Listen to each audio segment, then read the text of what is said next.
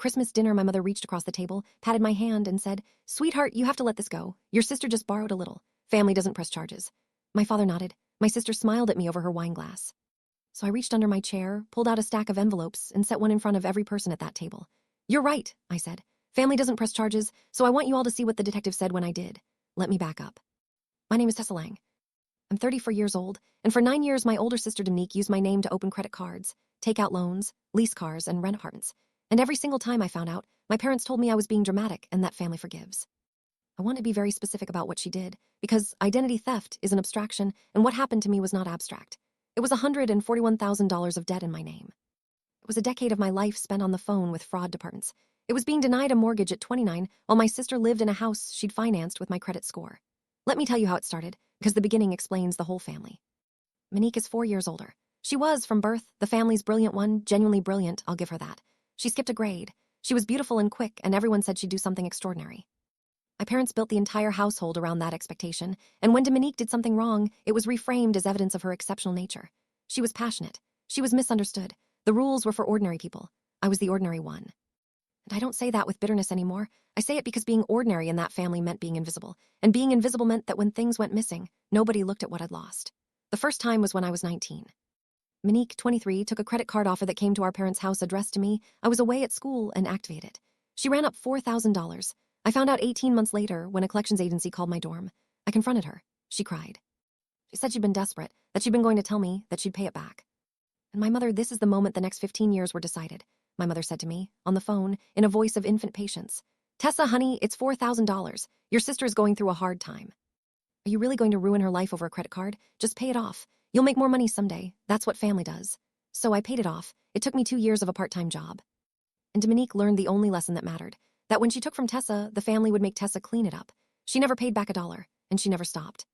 For the next 9 years, and I only know the full picture now, from the file, Dominique opened 11 lines of credit in my name, 3 credit cards, a personal loan of $22,000, an auto lease, a furniture financing account, 2 store cards, utility account for an apartment I never lived in.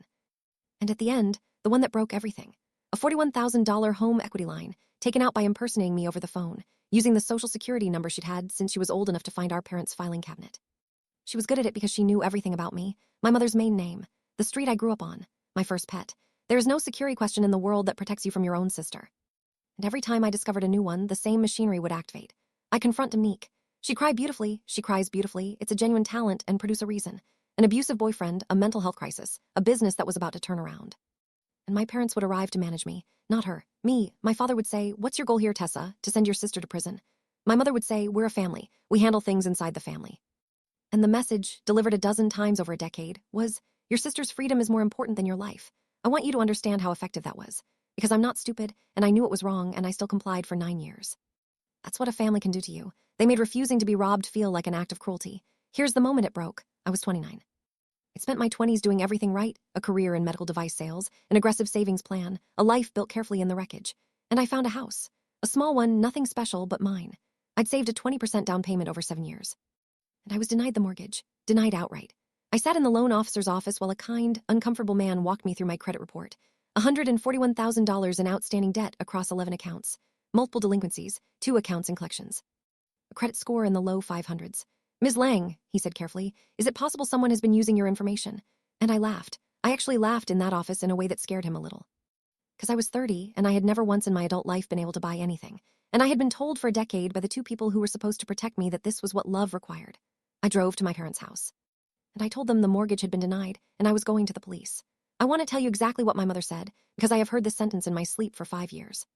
She said, "Tessa, if you do this to your sister, you will not be welcome in this family. You will have chosen a house over your own blood."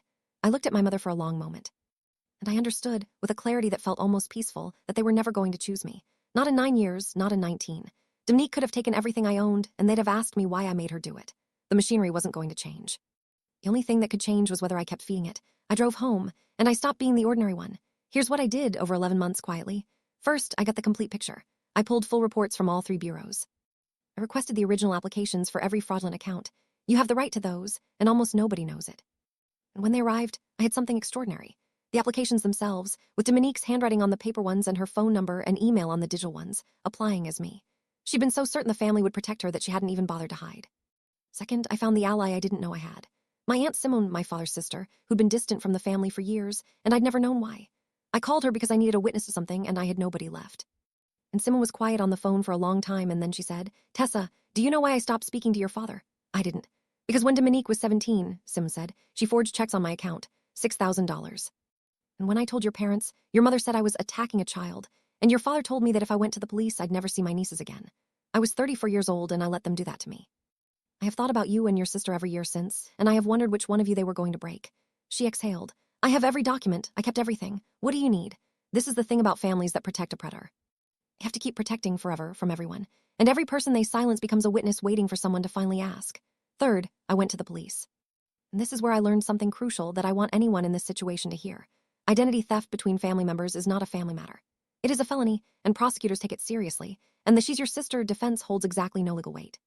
The detective who took my case, a patient woman named Detective Reyes, looked at the 11 accounts and the applications and the handwriting and said, "Ms. Lang, this isn't a misunderstanding. This is 9 years of systematic financial fraud with a documented paper trail. I've seen strangers do less."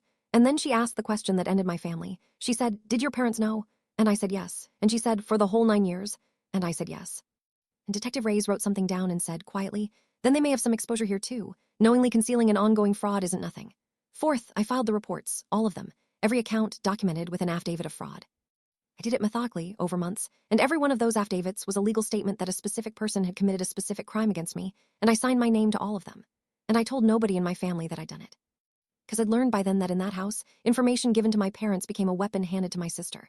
Now, Christmas, I want to be honest about why I went. Detective Reyes had told me an arrest was likely coming after the holidays.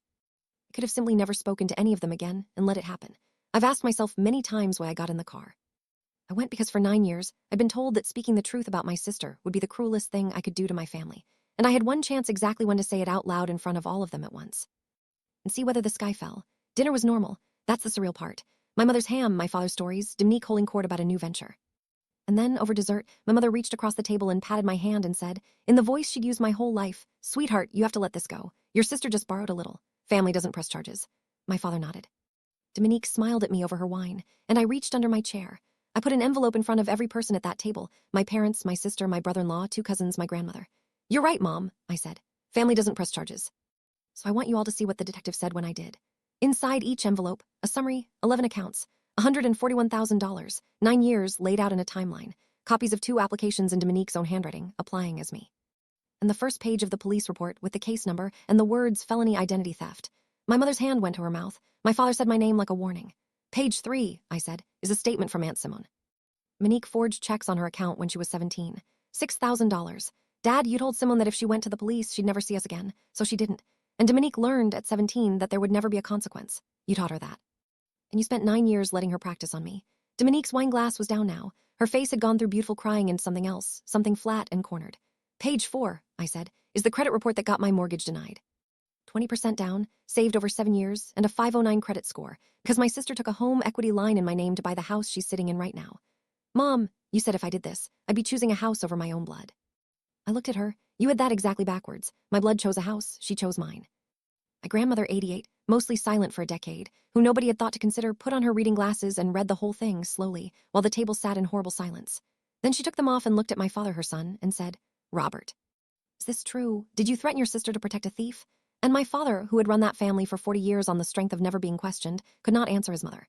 Here is how it ended. Dominique was arrested in January. She was charged with multiple counts of identity theft and fraud, and because there were 11 accounts across 9 years and a documented paper trail with her handwriting on it, there was no plausible defense. Her lawyer negotiated. She avoided lengthy prison time, first felony conviction, restitution ordered, but she is a convicted felon, and the house she'd financed with my credit was sold as part of the restitution. She lost, permanently, the thing my parents had spent her whole life protecting, the belief that she was exceptional enough to be exempt. The $141,000 in fraudulent debt was, once the criminal conviction established the fraud, removed from my credit entirely. That's the part nobody tells you. A conviction is the fastest credit repair in the world. My score recovered in under 2 years. I bought the house. A different one, actually, a better one. My parents did exactly what my mother promised. I am not welcome in that family. My father has not spoken to me in 5 years, and I understand now that he isn't protecting Dominique. He's protecting himself, because Detective Reyes was right that concealing an ongoing fraud isn't nothing. And because if I was wrong then, he spent 9 years being the man who let it happen. My grandmother left the table that Christmas night, went home, and changed her will. She told me why once before she died. I watched my son teach one granddaughter that she could take anything and the other that she deserved nothing. I'm too old to fix him. I'm not too old to correct the record. Aunt Simone and I have Sunday dinner most weeks. Two women who were told that reporting a crime would make them the villain, sitting at a table nobody has to be afraid at. For 9 years, I was told that going to the police would destroy my family. I finally did it, and I want to tell you what I learned. It didn't destroy my family. My family was already destroyed on the day my mother decided that a $4,000 credit card was a smaller thing than her older daughter's comfort. Everything after that was just the wreckage taking its time. They told me family doesn't press charges. I found out that mine wasn't a family. It was a 9-year cover-up with a Christmas table.